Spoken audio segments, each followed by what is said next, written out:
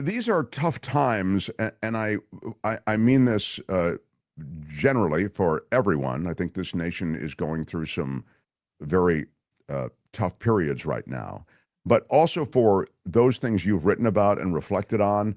I see it as even tougher times. I'm talking about women, minorities. I noted that in the intro, and I wonder if you can speak to.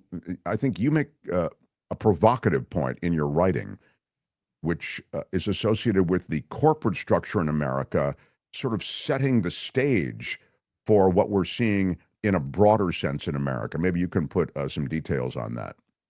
Sure. And let me emphasize the thing that unites this whole picture, the corporate picture, and you've got to start with the corporate picture. That explains what we're saying. People are unhappy. They ought to be. How do they respond? By lashing out at elites. And which elites do they attack? Those which their corporate overlords tell them to attack. But what's the story behind all of this? It's allowing the fat cats to profit by squeezing ordinary people. And I've got a whole bunch of books on this, and they fall into two parts. One is the family. The Republicans have been riding on family values, certainly 2004 election against George W. Bush, but really going back to Richard Nixon. The Republicans have owned the family debate. What's the real story behind the family debate? Well, there's this lie, a big lie. Economics cannot explain culture. The move out of marriage is led by elites, by people like me, although I've been married for 45 years, that people who embrace rights for women, etc. The other big lie is that corporate America is a meritocracy.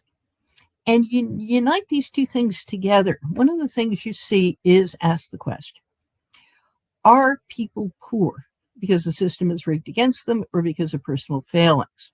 Republicans are off the charts in saying because the system is rigged. White Christian evangelicals are number two of major groups saying the system, it's people's individual failings.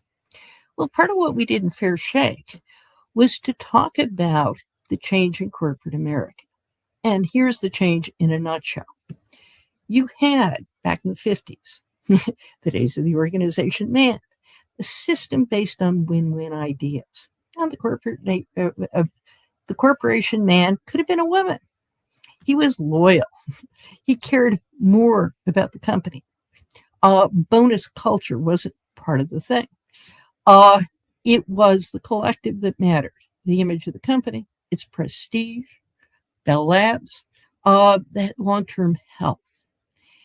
What we've done and what Elon Musk did at Doge exemplifies this. Power is personalized, not institutionalized. The institution is a vehicle for the individuals calling the shots. You mean what Elon Musk did with himself personally? You'd use that as an example? Is that what you're saying? I'm saying what Elon Musk did at Doge is what he has done at Tesla and Twitter. Okay, but I'm sorry. Let me just quick follow up. When you say what Elon Musk did, I mean, putting the person all of a sudden becomes more important than the organization. Yes. You mean? I guess I'm losing it.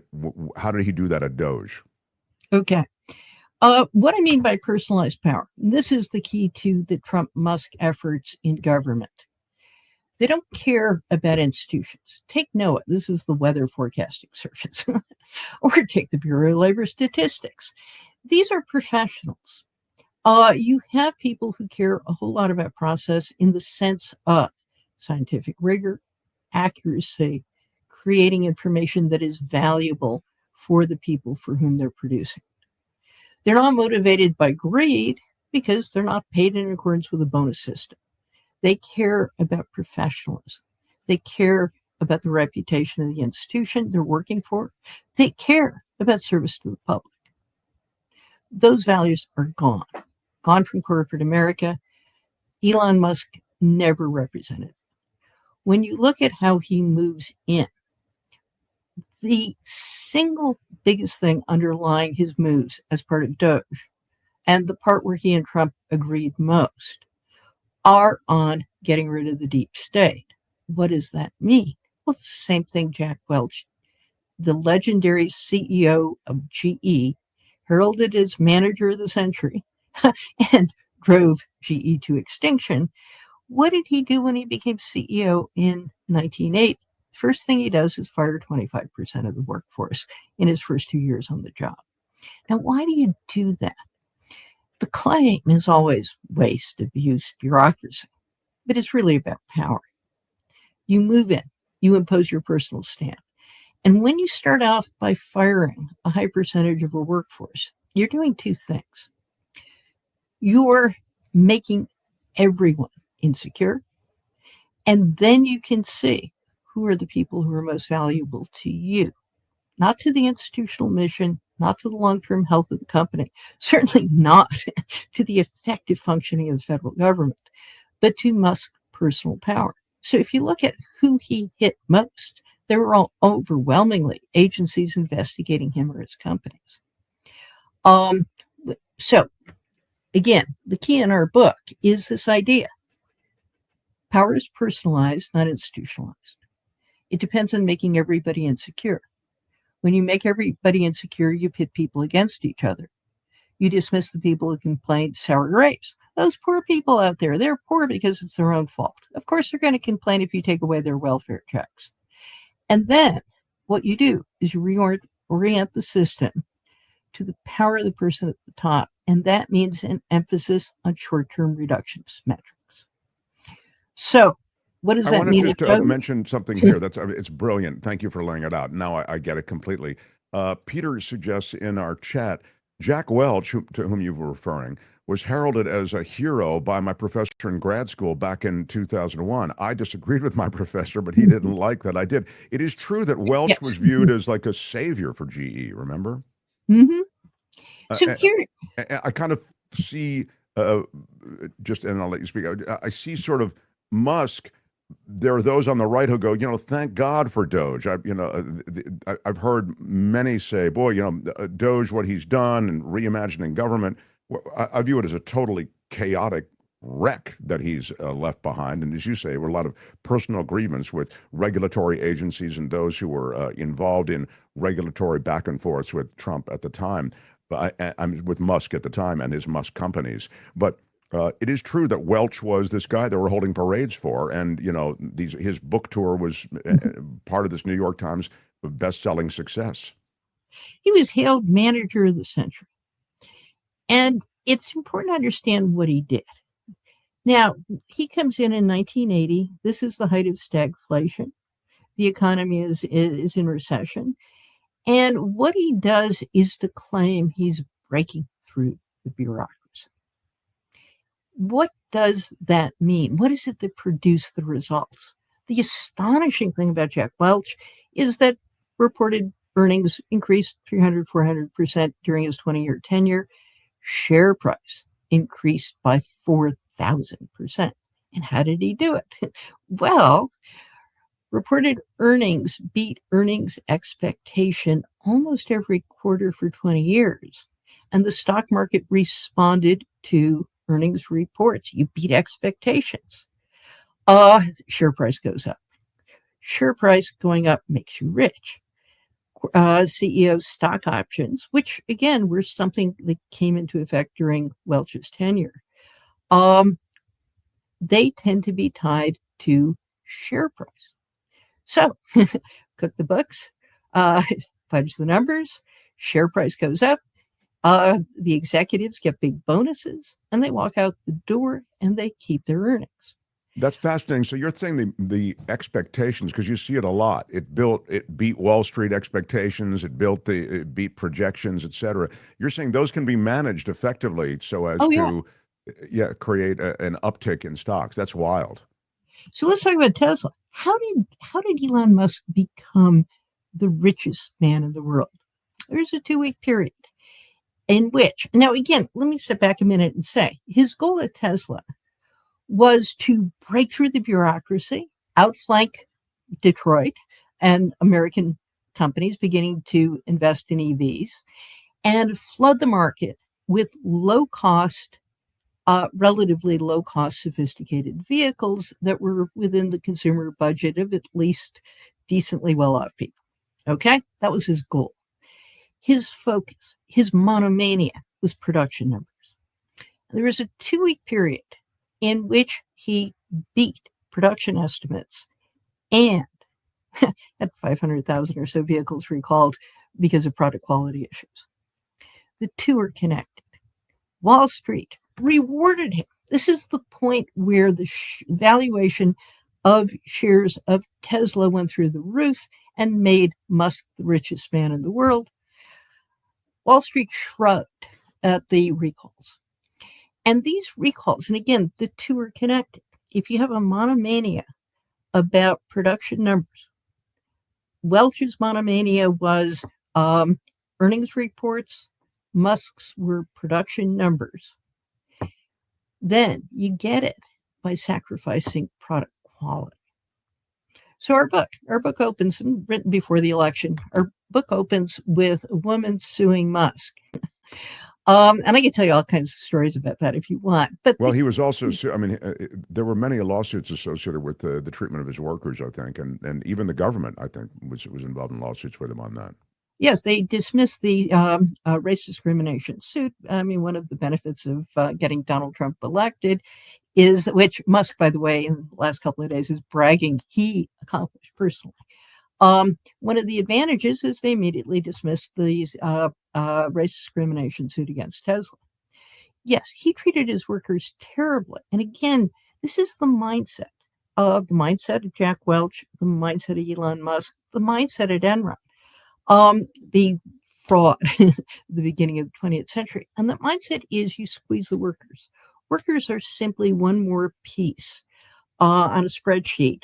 And the more you can get them to do for the least price, the richer you get.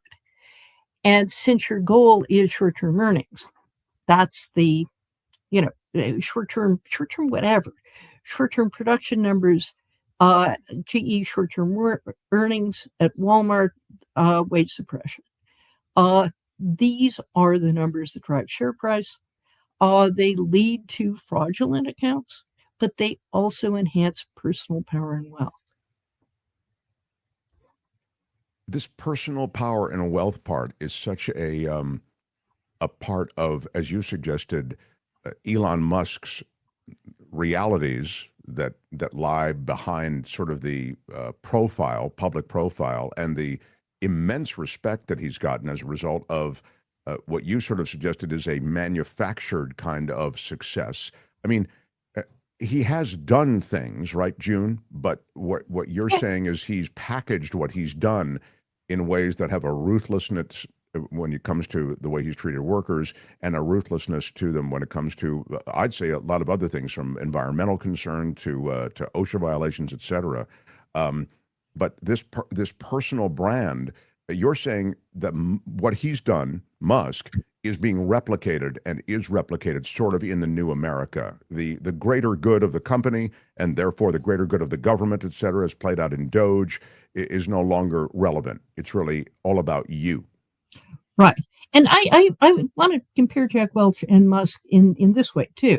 I mean, what Welch did fundamentally is take a manufacturing company and turn it into a not-so-successful investment bank. What Musk did is a genuine accomplishment, and that is to supercharge EVs, electric vehicles. He did that, and he did it by focusing on short-term production goals at the expense of almost everything else. So I do admire that accomplishment. But as a long-term recipe for the sustainability of the economy, it's terrible for workers. Invite me back and I will tell you how it undermines the family more than anything Democrats have ever done. It makes all workers insecure, not just, those in manufacturing positions, but those in executive positions as well. When Musk said, "What did you do for me last week?" that is how he judges how employees are valuable to him. Not a year ago, and not where's the company going to be in 5 years. He doesn't think in those terms. By the way, just to interject, it's ironic, isn't it, June, that the what have you done this past week, I think, is essentially defining the relationship now that Musk has with Trump, which is, you dropped all these hundreds of millions on me, got me the presidency, but dude, you're not, you're not on board in the last week. You're giving me a hard time and static about this bill. You're really of diminishing use to me. They're both completely transactional. And the core of our book is a large part of corporate America has become the same way. Focus on the short term, focus on what moves the stock market tomorrow, not a year from now. The future will take care of itself, and workers are pawns in a game about the competition between the oligarchs. All right. Now, I mean, again, I would like to talk to you another time about the effect on the American family, but I would love it if you'd give me just a moment now about how Americans can in any way anticipate the seismic changes now in tax law, in legislation that's moving through Congress and also just through the White House through executive order.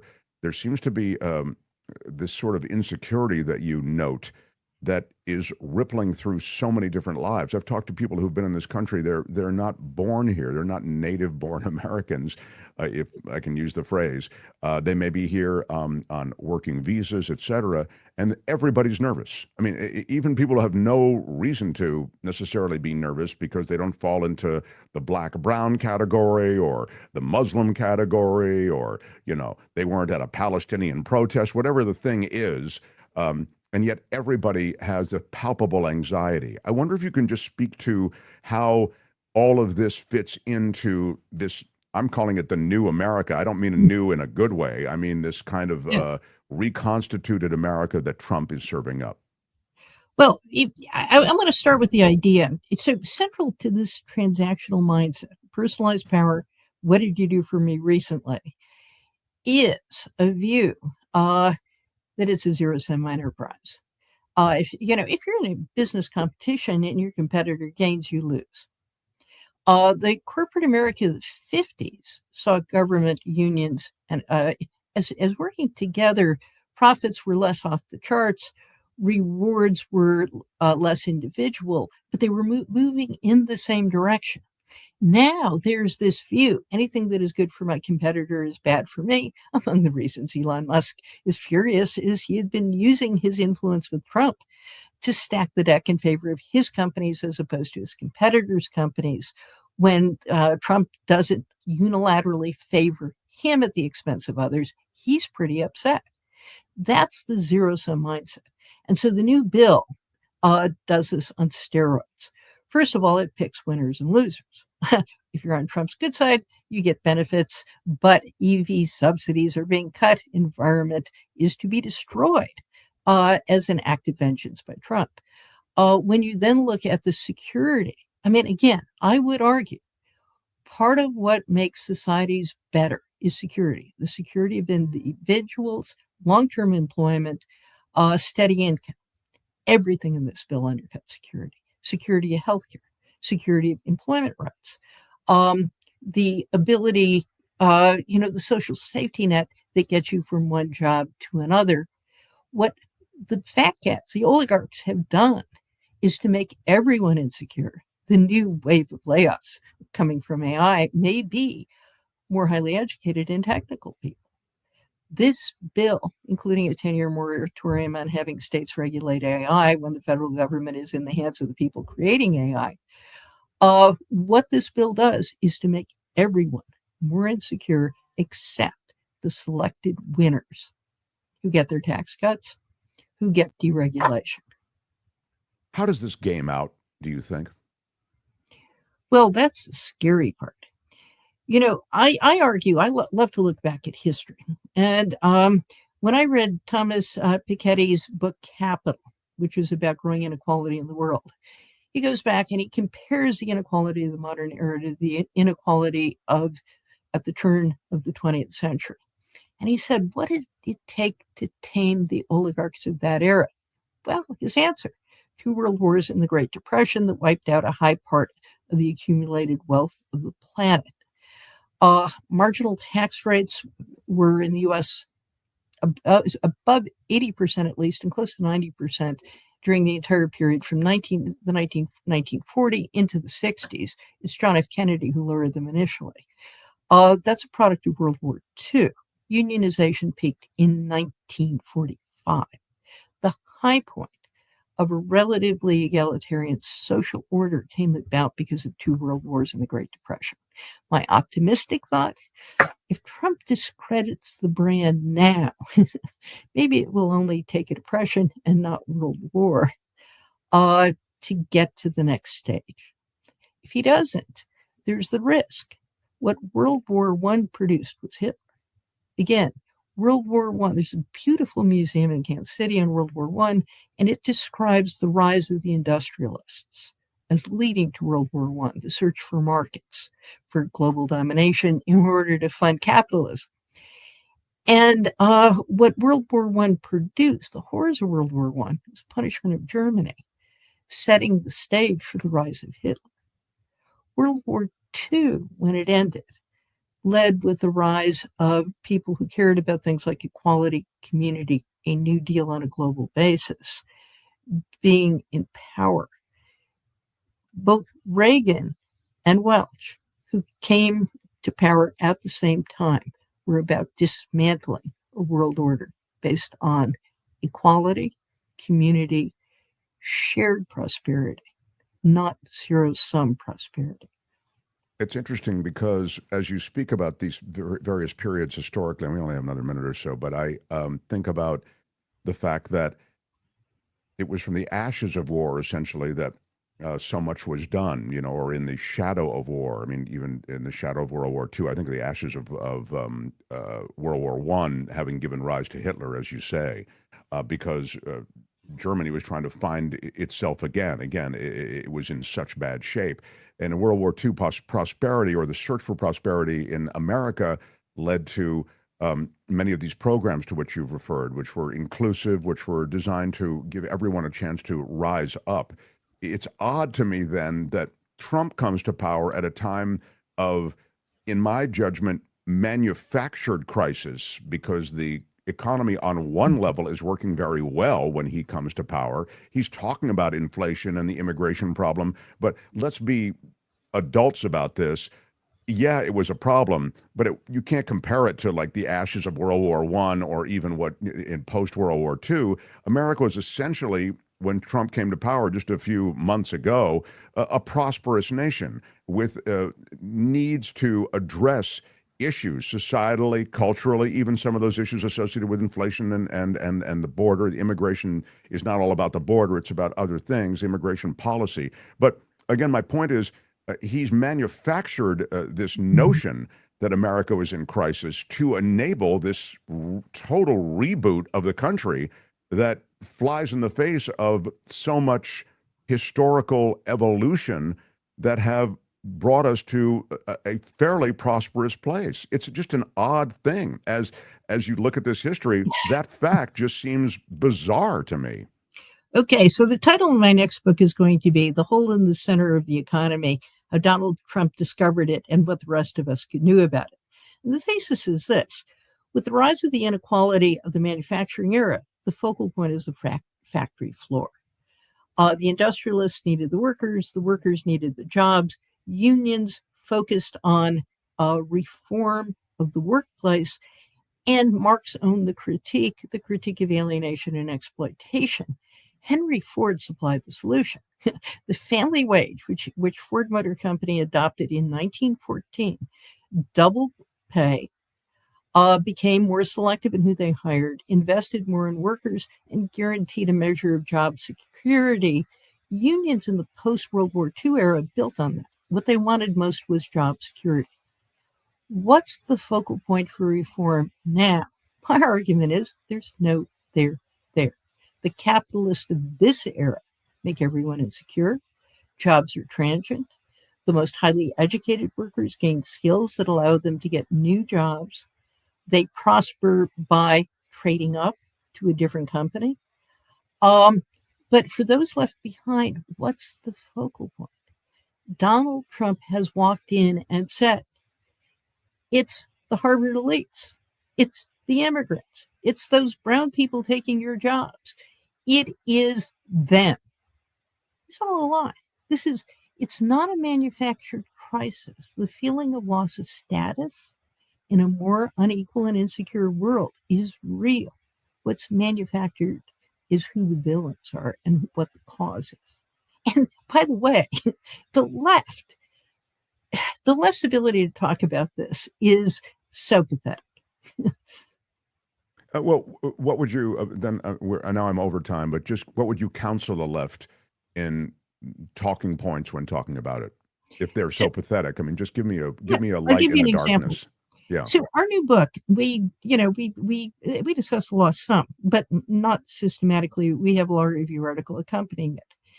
And the law review article says, what our book says is in this kind of winner-take-all economy, women lose. It's very hard for a woman to be Elon Musk or Jack Welch. Carly Fiorina tried and was hated for her efforts. But when you look at women losing in corporate America, and we detail the stories of women filing sex discrimination, sexual harassment claims, the stories aren't about discrimination. They really aren't about women. They're about abuse of power.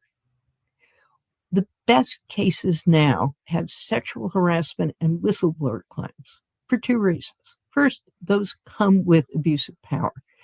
Elon Musk's workplaces are rife with abuse of power, sexual harassment, violations of the law of all kinds. But I'm sorry. But do you think the left should talk about that more? You said the left is pathetic when talking about these subjects. I was just curious about what should then the left be talking about to address I think the left needs to understand that when you talk about what's happening to women and minorities, when you're talking about the fact that Trump vilifies brown people, when you're talking about the fact that women lose in this economy, when you talk about sexual harassment is rampant, it's not that men or white men are the villains. It's that those who abuse power, who happen overwhelmingly to be white men, are the villains. But when you make abuse of power the focus, that's different from saying patriarchy is the focus. William Barber and the Poor People's Coalition exemplify this. They never talk about race, but they do talk about how poor people, how low-income people, or people without power are being taken to the cleaners by this big ugly bill.